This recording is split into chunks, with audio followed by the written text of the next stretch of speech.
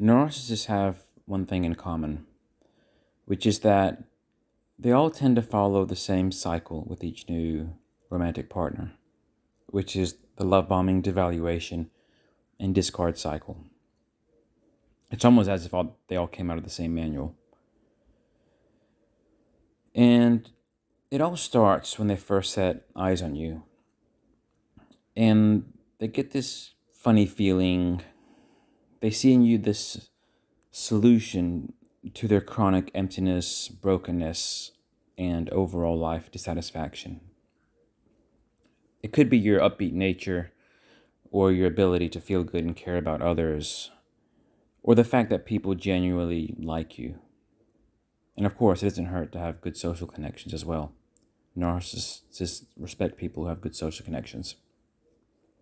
Or it could be some combination of those. It doesn't really matter. The narcissist sees something in you that they like, and they want more of that thing which you have to offer.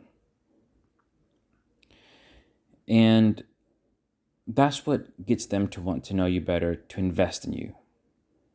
And the whole idea of you, the novelty of you, it really drives them to play their best hand. And the mystery of the unknown, of what you are all about, is their motivation to keep that razor sharp attention focus on you. So they do that. They invest in you, they focus on you heavily, they put you on the highest possible pedestal, lavishing you with attention, compliments, gifts, and whatever it is they think you might want. And the impression you get being on the receiving end of this is that you found your Prince Charming, or princess, depending on gender. And being on the receiving end on all that intense focus, attention, that idealization, love bombing, you start to feel the same feelings. You start to think highly of them. You want to get to know them more. You start seeing them as your solution. So you're both very euphoric because the narcissist sees in you as somebody who, oh my God, this person's going to save me from myself. And then you being on the receiving end of somebody who's telling you exactly what you want to hear, who seems to be able to read you so well and just have that really deep connection, you feel in euphoric feelings, but for a different reason.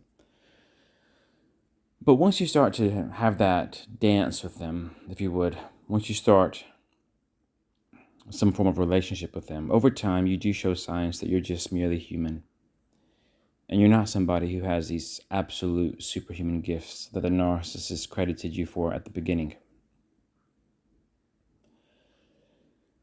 But instead, you're just a mere mortal with both strengths and weaknesses, positive qualities, and the occasional trait which could use some working on. None of us are perfect. And once the narcissist starts to witness that you are just human, that, knowing that you're not able to live up to those unrealistic expectations that they set for you, that you're not on that high pedestal that they put you on, it injures them. Because they now realize that you cannot offer them the supply that they need to distract them from themselves and fix their chronic issue. And they're also not able to possess your qualities, the qualities that they would have seen in you at the beginning. It's like their inner demons start to roam free again, and the idea of you, your presence, no longer protects them from that. At that point, the narcissist starts to see you as a nuisance. You're nothing as special and potent as which they first thought. But maybe you still offer them a few good things, such as sex, money, favors, other favors. So they might still keep you around, but they start to devalue you. It starts off slow, but it picks up momentum, and it's progressive, tends to get worse. They offend you here or there, blaming you for things you didn't do, so on. And the purpose of the devaluation is to slowly erode your sense of confidence and self-worth. And the narcissist, they receive a good kick, that narcissistic high, that euphoric kick, each step along the way is they feel this empowerment, knowing that they can tear you apart. It makes them feel good that they can look down on you and they're higher up than you. But in time, once you are the subject of this devaluation for prolonged periods of time, you soon find yourself at an all-time low. And it's like they can destroy you no further.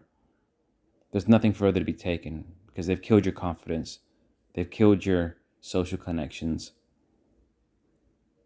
They've killed your self-esteem, self-worth.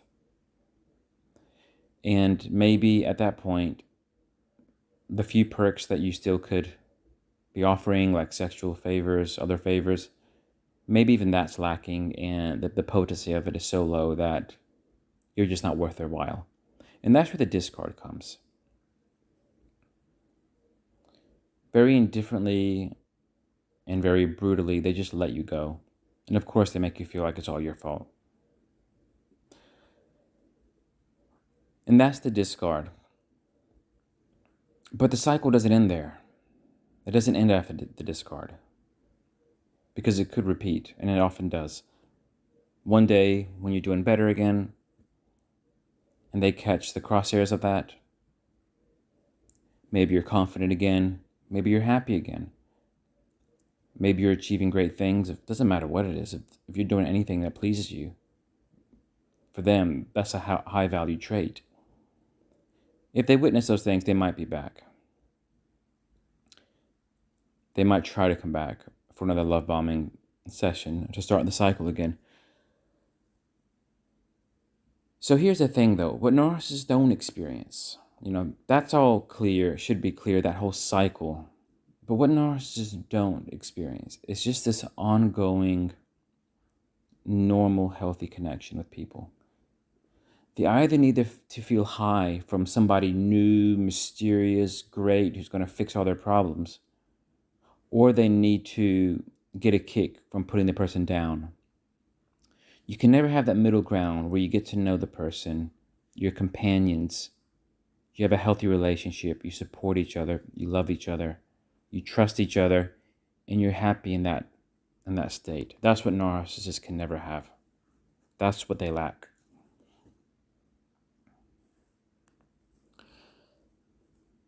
I hope this video has helped. If you enjoyed it, please like and subscribe, and thank you.